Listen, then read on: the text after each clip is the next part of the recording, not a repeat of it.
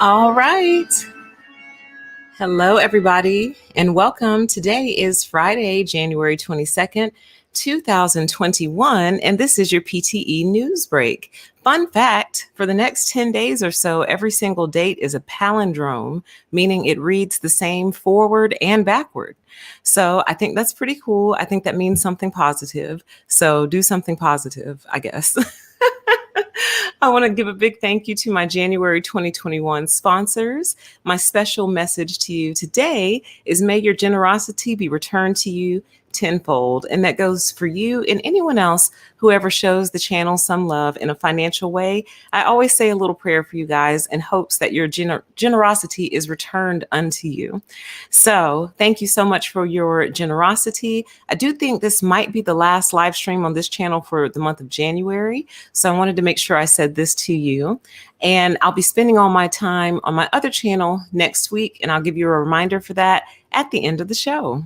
So let's jump right into the news break. Hello, everybody, and welcome. Welcome to the news break. I've come to look forward to these very, very much. So I hope you do too. First and foremost, why don't we just jump right in? The most obvious news, Biden has indeed been inaugurated. He is our 46th president of the United States of America, much to the chagrin and dismay and disbelief of a huge subset of our population. So I'm not going to get into the details of that. You guys know that we have a new president now, and he has immediately gone to work signing quite a few different executive orders.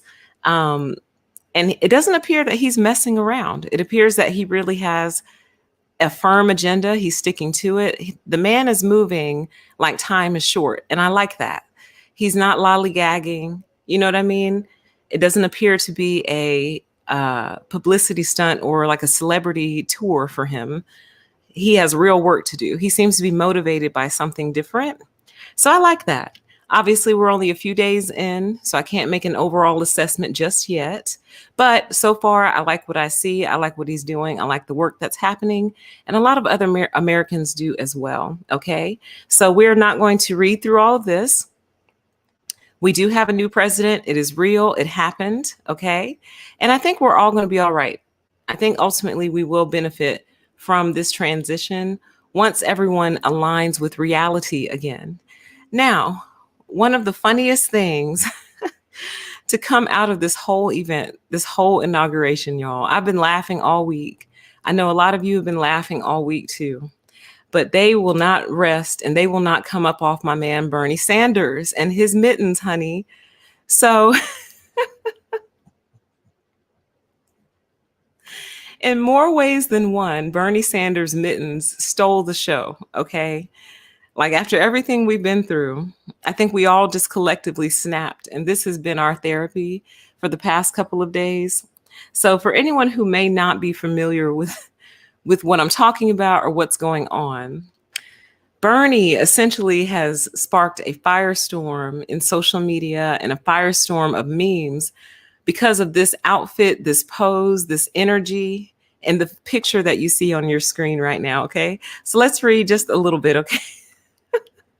Senator Bernie Sanders knows how to dress for cold weather, and the world of social media instantly fell in love. The focus may have been on President Joe Biden and Vice President Kamala Harris, who were officially sworn in on Wednesday at the U.S. Capitol. But Sanders' mittens might have stolen some of their thunder. Instead of wearing a formal suit, the Vermont senator went with a more casual look, wearing a buttoned-up Burton coat and knit gloves that, according to Ruby Kramer of BuzzFeed News, were made by a teacher in Biden's home state of Vermont. So it turns out the coveted mittens are made in his home state by Jen Ellis, a teacher from Essex Junction, Vermont. She gave them to him 2 years ago and was surprised when he began wearing them on the campaign trail. They're made from repurposed wool sweaters and lined with fleece made from recycled plastic bottles. So they're very eco-friendly. They're very eco-friendly, environmentally friendly. Okay. Supporting small business. And the internet is out of control. The internet needs medication, okay? People had sent me pictures of Bernie Sanders sitting there in his chair looking a little grumpy. Then the camera zoomed in on him. Oh, this is the teacher talking. And she was like, there he is wearing my mittens. She was completely surprised and delighted, okay?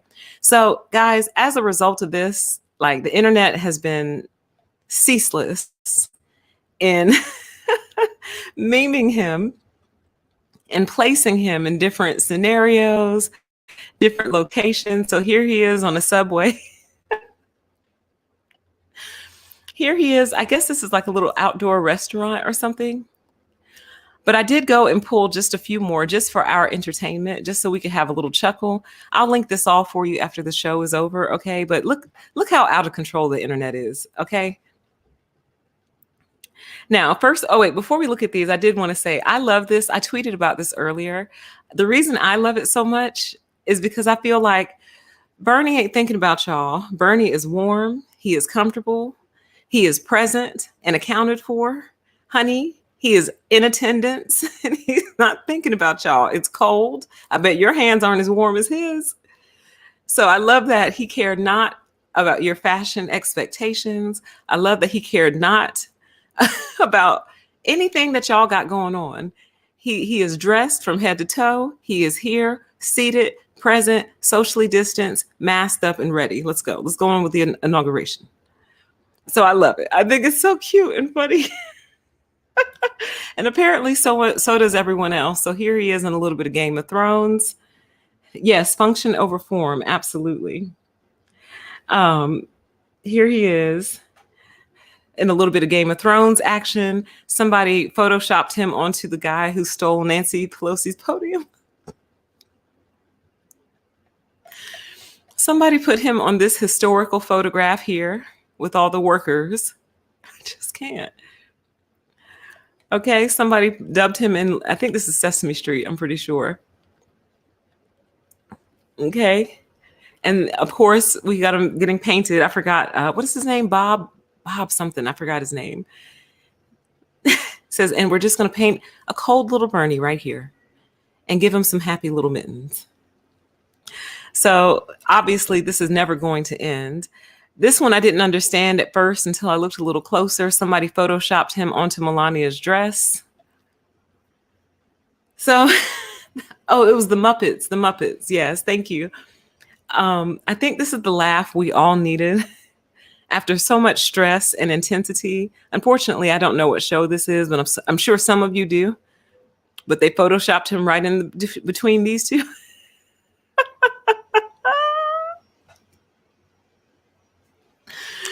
These people are all crazy, and I want to be friends with every single one of them.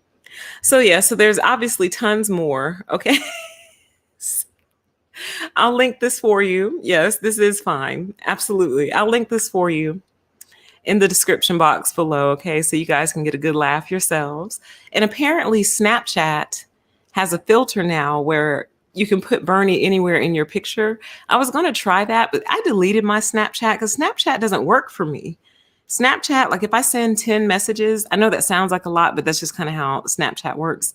If I send 10 messages to a friend in order, it'll send them to them out of order. And some of them will never go. So they end up getting like bits and pieces of a story. And y'all already know how I feel about that. And after it just kept doing that for a year and a half, 2 years, I just finally deleted it. I can't take it. I need you to work. But for those of you who Snapchat actually does work for, apparently there is a Bernie meme in Snapchat, okay? So good laughs, good laughs. And he's having a good time with it too, y'all. So I forget which host it was. Someone interviewed him though, and he's like, I've seen all the memes and I love them all. And apparently you only need one good coat. Although I don't think he said that. I think people are saying that about him. So, and this lady's mittens are completely sold out. So she, I guess, had an Etsy store or something like that. They're completely sold out. So good job, Bernie. You supported a small business. They do look nice and warm though.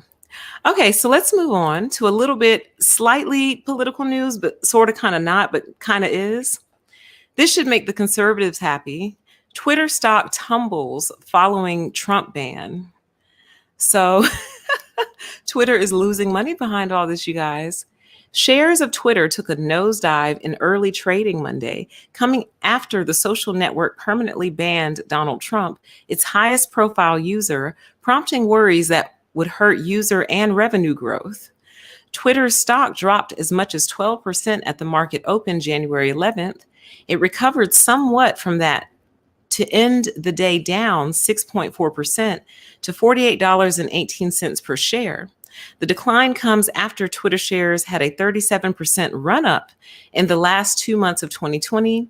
Shares of Facebook, which suspended Trump's Facebook and Instagram accounts and has no plans to unfreeze them, fell 4% Monday. The Dow dropped 0.3% for the day, and the NASDAQ composite declined 1.25%. Investors view Twitter's booting of Trump, along with the removal of other right-wing accounts, as a potential drag on user growth going into 2021.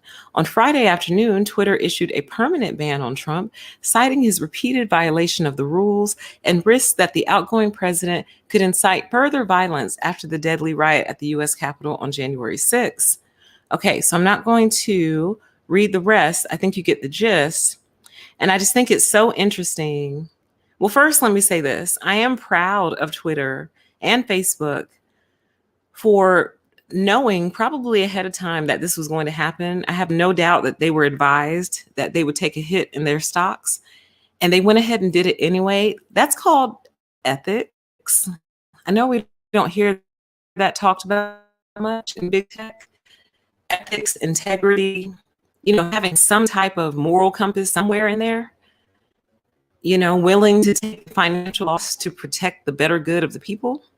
I know everyone doesn't see it that way. I know there's actually a lot of people on the left who are against the Trump ban, who've been very outspoken against his ban, and they fear where this leads, here. And at risk of going off on a tangent of another video, I don't think you should be worried as long as you're not making people mentally ill and inciting insurrections. I think you should be okay. Like what they allow to stay up is amazing. See, I concern myself more with the censorship in the sense of I can't use certain words because that's upsetting. Like for our show yesterday, I have to use the word mistreatment in place of the word ABU.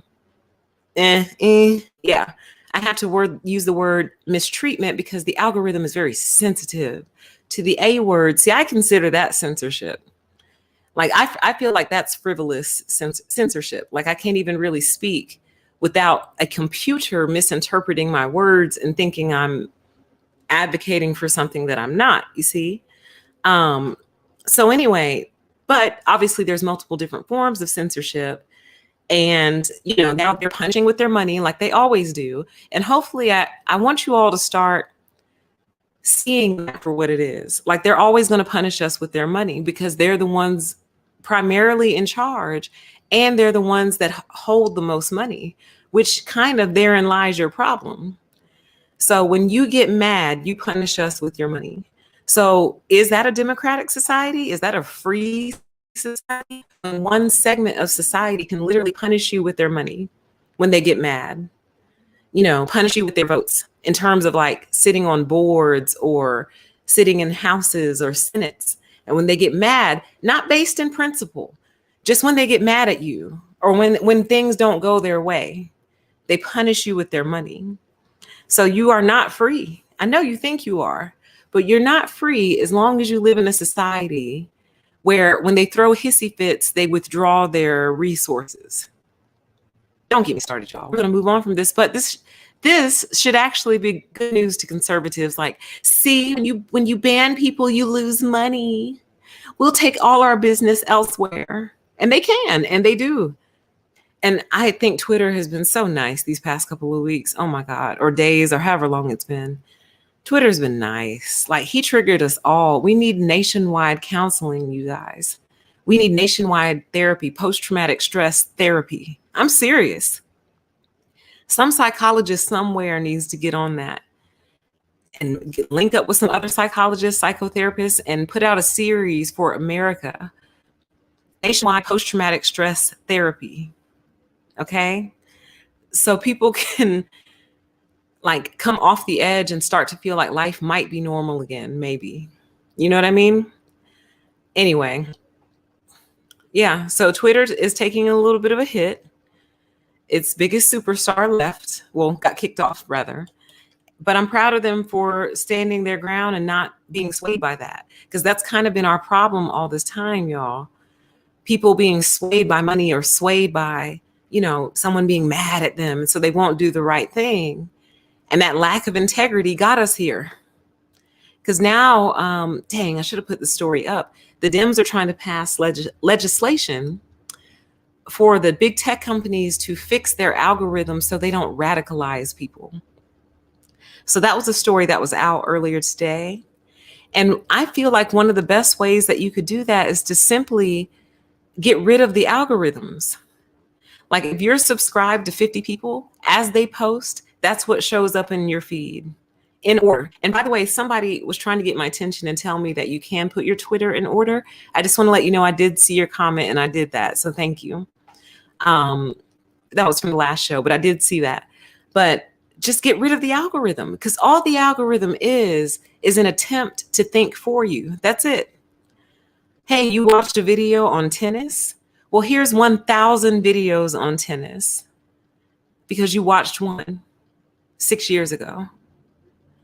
Hey, you watched a cooking show? Here's 10,000 cooking recommendations for you. Surely you'll find something you like in there, right? Oh, you're into video games. You'll get nothing but video game recommendations from here on out because you watched that video one time. So instead of you constantly trying to think about what we might want to see, why don't you just let us see what we've already said we want to see? And we'll just kind of go from there. I think we can figure it out. We're big kids, I think we can figure it out. And then you just have like a main, like a homepage that has, all the ones that y'all promote. So you got a main homepage that gets promoted, but then you get your personal little subscription feed, and that's it. Stop trying to think for everybody. We can do it. Let's move on. I wanted to put a different title, but our baby algo. But GOP lawmaker with firearm sets off House chamber metal detector. Capitol Police are investigating an incident in which a Republican lawmaker was blocked from entering the House chamber after setting off a metal detector while apparently carrying a concealed firearm. Representative Andy Harris of Maryland set off the metal detector while trying to enter the chamber Thursday afternoon. The metal detectors were installed after the January 6th insurrection at the Capitol, which left 5 people dead, including a Capitol Police officer. The incident was witnessed by a reporter from the HuffPost website. After setting off the machine, he was asked to step aside for further screening. At that time, an officer discovered he was carrying a concealed firearm on his side. The officer sent Harris away, at which point he tried to get Representative John Katko to take the firearm from him. Katko refused, telling Harris he didn't have a license to carry a firearm. Harris eventually left and returned less than 10 minutes later. I guess he went and threw it in the bushes. He once again went through security and did not set off the magnetometer. He was then allowed to enter the House floor. Let's see here. Harris issued a statement through his chief of staff. It says, because he and his family's lives have been threatened by someone who has been released awaiting trial for security reasons, the congressman never confirms whether he nor anyone else he's with are carrying a firearm for self-defense. As a matter of public record, he has a Maryland firearm permit, and he always complies with the House metal detectors and wanding. He said he's never carried one on the House floor. So this is all coming on the heels of that little nutcase Boebert. Or was it her or Marjorie? One of them made a huge fuss at the metal detectors earlier this week. Blah, blah, blah, blah, blah. Let's see if they have it on here. One of them made a huge deal and like walked around it. I think it was Bobert. She just walked around it and I guess incurred that fine. Here it is right here. It says, since the metal detectors were installed last week, most House members have followed police orders and gone through the devices to enter the House chamber. But some Republicans, including Boebert and Harris, initially sidestepped the machines or refused to be checked with wands after they set it off. Capitol Police have now placed desks and velvet ropes near the metal detectors to block anyone from walking around the machines. So this is what I mean, you guys, from my show last night, when I was saying, when it comes to defending your personal private rights and things, for example, being forced to turn your webcam on, like in an online class, don't get in trouble at work over me. Please don't. But things like an online class and you're being forced to turn your webcam on, borrow some of their brazenness. If Congress people don't have to obey Capitol Police orders and can go around a metal detector and go into the halls of Congress, no, I'm not turning my camera on. No, absolutely not. No, I'm not. No.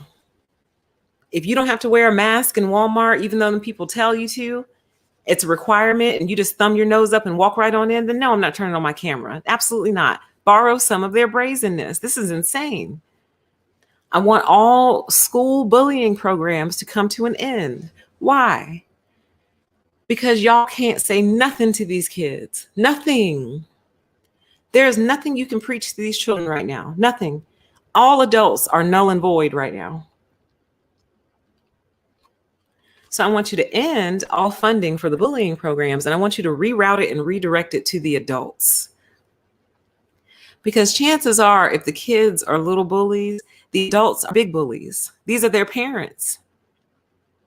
So considering that their parents don't know how to act, what good is it to teach the kids anti-bullying strategies when their parents are bullies and will continue to be bullies, it appears, for the next however many years they're here until COVID 6.0 takes them out? Do you get my point, though?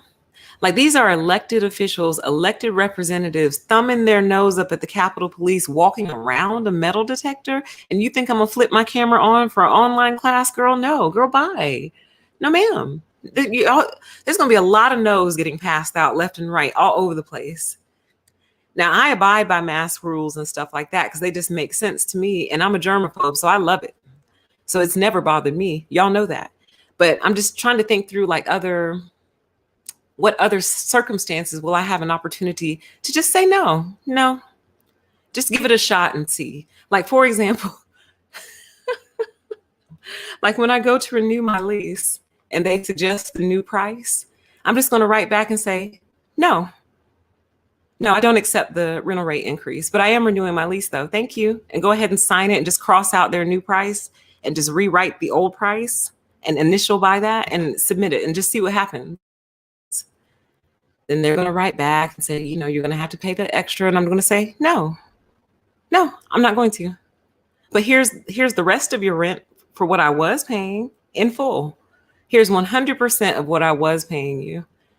But no, I'm not going to pay you the rest. No. If a congresswoman can tell the Capitol Police no and walk into the halls of Congress armed, I'm not paying you this little $80 increase. Go to hell. You understand? We need to borrow some of their brazenness and return it to them. Because as a friend and I were discussing, these people expect respect, but they don't expect to give it. Respect is a one-way street with them.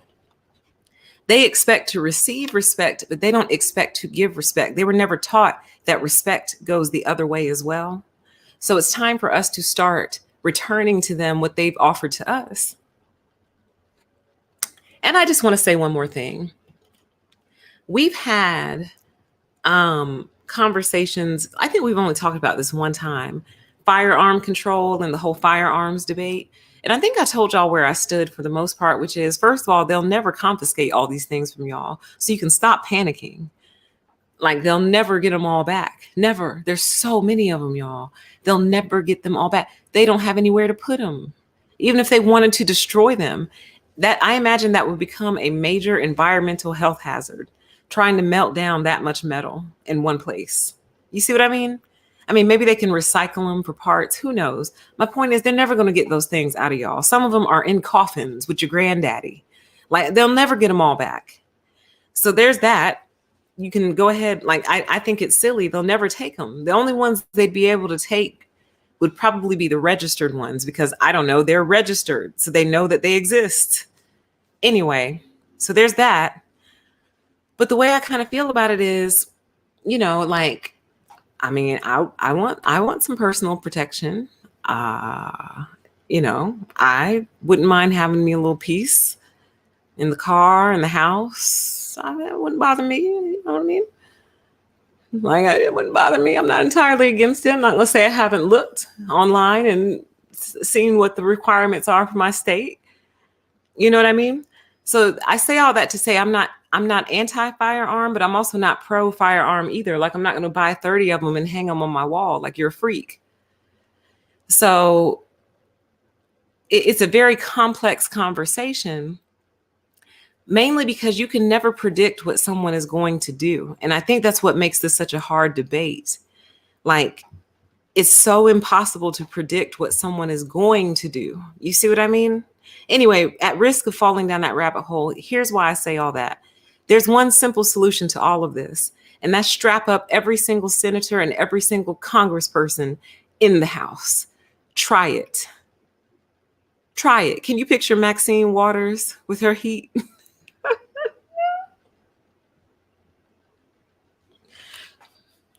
Strap up every single one of them. Try it.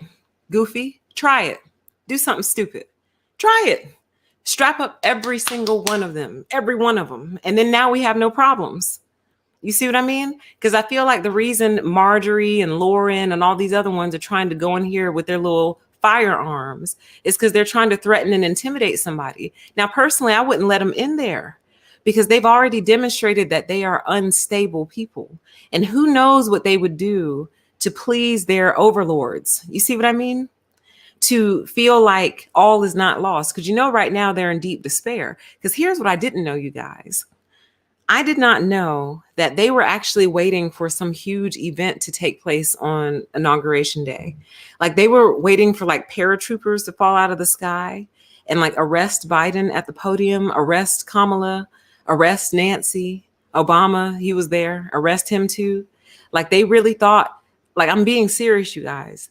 They really thought like the National Guard was going to throw down their weapons and immediately arrest Biden, Kamala, Pence too, because he's on their bad side now. Haul them off to jail and like start like public trials for, I can't even repeat it all because I don't want to tick off the algo, for crimes against humanity, I guess you could say. Like, they seriously thought that. So they were watching that day, waiting for that moment, y'all. Y'all think I'm joking. I'm so not. Like, I'm so not kidding.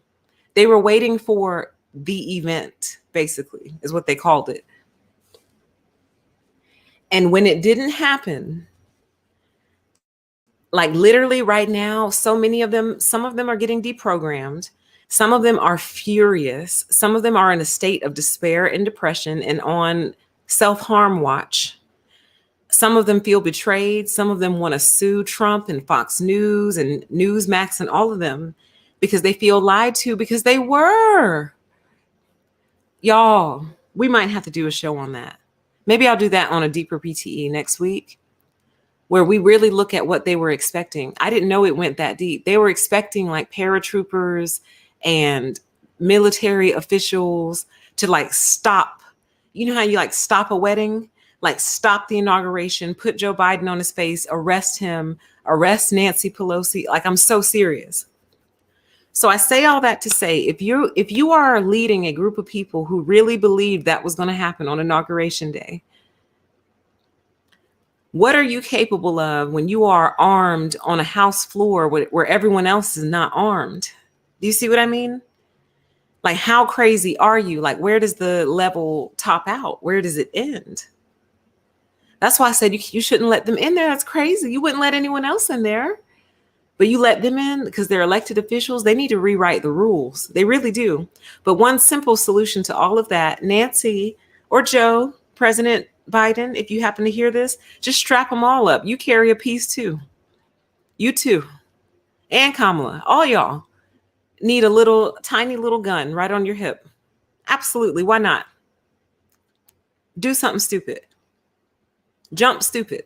And I would never sit in front of her ever. I would never let her or the other ones sit behind me. Never. So any Congress people who happen to hear this, see this, don't let this crazy little female sit behind you, okay? Don't trust her. Don't take your eyes off her. This is not her. This is obviously a reporter. But yeah, so there's that. Okay. And there's my solution and recommendation. Either don't let them in, treat them like you would treat any other suspect who's violating Capitol Police rules. Like, wow. See, this is what happens when the laws fall apart. This is what I meant by a lawless land is a narcissist dreamscape. Believe it or not, the people who want lawlessness more than anyone else are these people. The Boberts, the Marjorie Greens, the insurrectionists. They're the ones who want lawlessness, guys. To them, freedom is lawlessness. You understand? And you see what happens when they interpret lawlessness, when they stop listening to the police. Don't get me started. That's a different stream. Let's move on. Let's talk about some non-political stuff for once in a couple of weeks. Let's shift gears, okay? They're going to give us a nonstop clown show, and we will be here for it all. But why don't we shift gears a little bit? Hey, everybody. Welcome, welcome. Oh, I would love it. I would love it if Maxine or AOC and all of them had a visible holster on their hip. Like, please try it. Try it today. Do it. Anyway, let me stop. Let's shift gears, y'all. Let's get off politics for a second. Things are happening that we didn't think we would see happening. They're starting to happen, okay? A 5'11" man undergoes a $75,000 surgery to lengthen his limbs and increase his height by 2 inches because he's always dreamed of being tall like his basketball heroes. Now, before I even read this story, this is what I call being greedy. Bro, you are already 5'11". Like, I think the average height for men is 5'7" or 5'6". Anyway, let's take a look at this. Alfonso Flores, 28, from Dallas, Texas, had wanted to be taller from the age of 12. His friends and family warned him against the unnecessary treatment. The freelance writer and pre-med student persevered with the surgery under the care of Harvard-trained orthopedic surgeon Dr. Kevin Debiparshad of the Limblast X. Oh my God. Limblast X Institute in Las Vegas. What y'all got going on out in Vegas? Alfonso has now been at his new height for 7 months and says that it feels great to say he finally achieved his dream of topping 6 feet. Let's take a look at this. Is there sound? It looks like there is. Oh, here we go.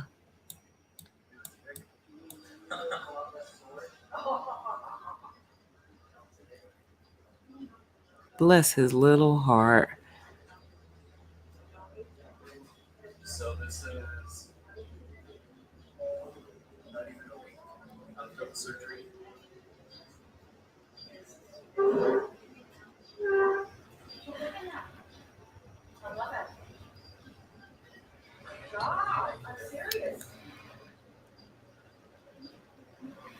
Okay, now this might be controversial to say, but I want to go ahead and say it.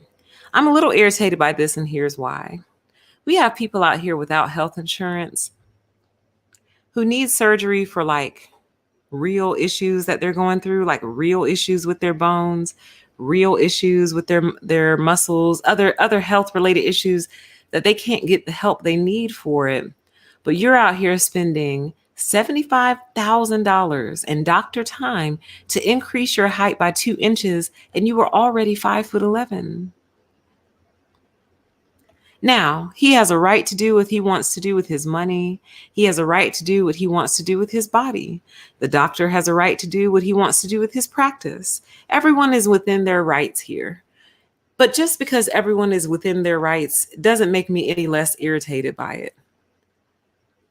So they had a before and after. So here we go, guys. He went through all that for that.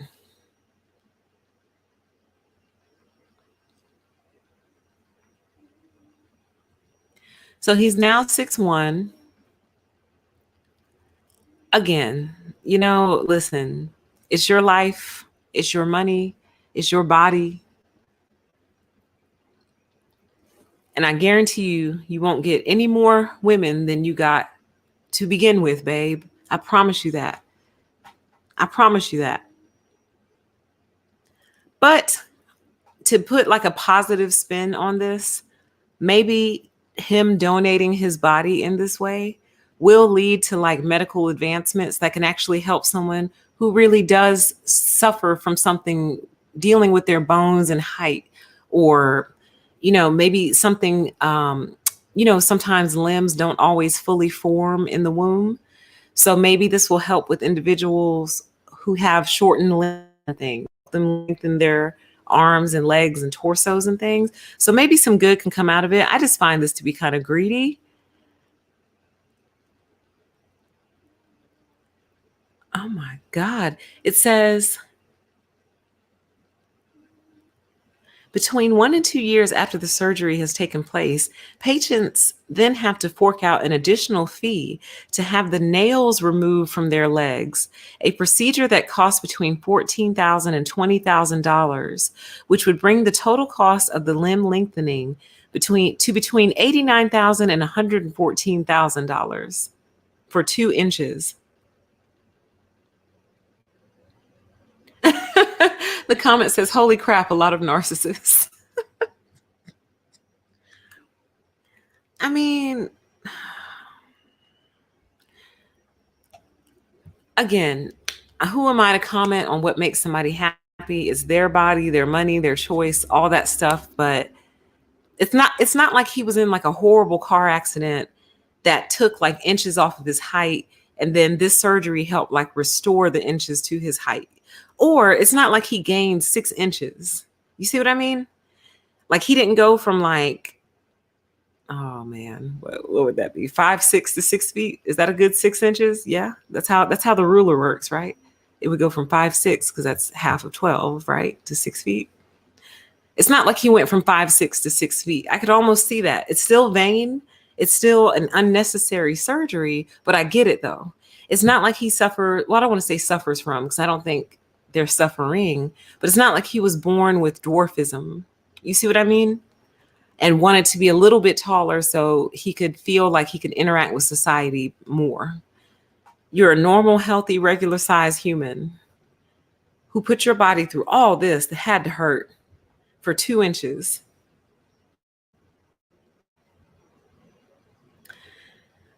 So, the comment says this kind of person must be a joy to know. And he's a pre-med student, y'all. Did y'all catch that? So future doctor. This is what y'all been saying for a long time. You guys have been saying this for a very, very long time. So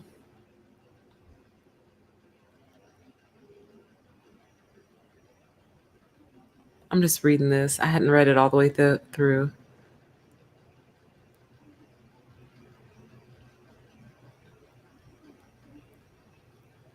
So I'll link this for you guys. Oh my God, I can't read that. Okay, they started getting to how it actually is done. So y'all work on loving yourself a little more, okay? And if you can't do that, work on really weighing cost benefits analysis. Like, I wonder how this is going to play out as he gets older. A lot of older people tend to suffer with different bone issues. So it'll be interesting to see if this has any long-term effects, but he did it. So congratulations, and good luck to you, sir. All right, you guys, let's move on to some more non-political news. Hey, man, listen. The Mega Millions is now at $1 billion, okay? So if you live in the United States, you have until 10:45 tonight, your time. Wait, I know it's 10:45 Eastern Standard Time, but I don't know if that's different across the country. I imagine it would have to be because the drawing is at the same time no matter what. So anyway, the Mega Millions is officially at $1 billion. And all I'm saying is if you hit it, will you remember me just a little bit? Like, will you be my angel investor, please? Will you help me go full time? We can work it out on paper. Like you can get an ROI. I'm a good ROI. I am. Will you just remember me? That's all I'm asking. I'll tell you this much. If I hit this bad boy, I'll be on camera like the next day with no explanation. You'll be like, wait a minute, she's not at 100K yet. What happened? Why is she on here? She doesn't care anymore? Just know things have changed, okay? Your dreams could come true tonight if you win the Mega Millions jackpot. It currently stands at an astounding $1 billion. If you look at the lottery billboards around Metro, this is okay, it's referring to Atlanta. None of them are built to show 1 billion. The highest they show is 999 million. So it's just little folk talesy stuff. The Mega Millions is at $1 billion tonight, y'all. So for those who play, might as well go roll the dice. Why not? You could pay for yourself a limb lengthening surgery if you don't like the height that you are. So you can go do that. You could remember your favorite YouTuber and become her angel investor. You could do that. That'll have like far-reaching, not complications, implications. Now we're talking legacy. You see? You could sow into your legacy. I'm just kidding. But, well, kind of not. But listen, Mega Millions is 1 billion tonight, okay? So, just want to let you guys know that if you weren't aware. But speaking of lottery stuff, I thought this was funny and very interesting. A Georgia Corvette lottery winner can't claim his prize because the car is too hot. So the title is very misleading, y'all. Just know a guy won $250,000 and a new Chevrolet Corvette Stingray in a scratch-off in December, but nobody has the car to give him. So basically, they did give him the money, which is good. He did get his money, but he's been like searching around for the car and like none of the dealerships have the car. Or if he finds the car, they're trying to charge him more than what his lottery payout win is for. So like they're trying to charge him $10,000 over asking price, or list price rather. So I just thought this was kind of interesting and funny because I didn't think that this like would ever happen. If you're auctioning off car or lottering off cars, how do you not have the car to give the people? See, at this point, I'd be like, just give me the money. I'll just keep the money. Just cash it out. Forget it. Like if it's this much trouble, he found one like out of town, but he wouldn't be able to get it delivered until the fall. I'm like, y'all so bootleg. But people, that is pretty though. That is a pretty car. But so apparently it is possible to win a lottery prize and not be able to claim it right away. You gonna claim that 1 billion right away. I know you're gonna make with that cash. What would y'all do? Would y'all take lump sum or would you take annuity? I think I'm going with annuity, you guys. Simply because it tells my brain you don't have to worry about money for basically the rest of your life. Versus if I take the lump sum payout, yeah, that's great to be sitting on that much money all at once, but that requires a lot of management, planning, safety planning. You know what I mean? I think I'm going annuity because it's like I know I'm getting my money, consistently on time, or at least we should be. I don't know, based on this little story here. The they don't always make good on their prizes. I wonder what they meant by too hot, though, because I did actually read through this article and they never really explained what too hot meant. I guess what it's so highly wanted that he can't get his hands on it. I don't know. But I just thought that was interesting. So if you win a car, make sure they actually have the car to give you, okay? All right.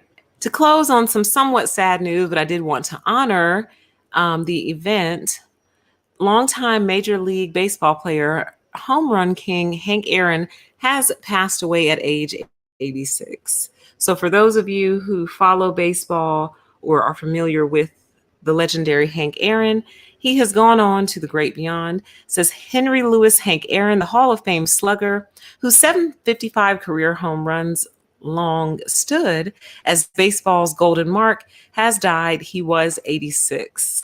Okay.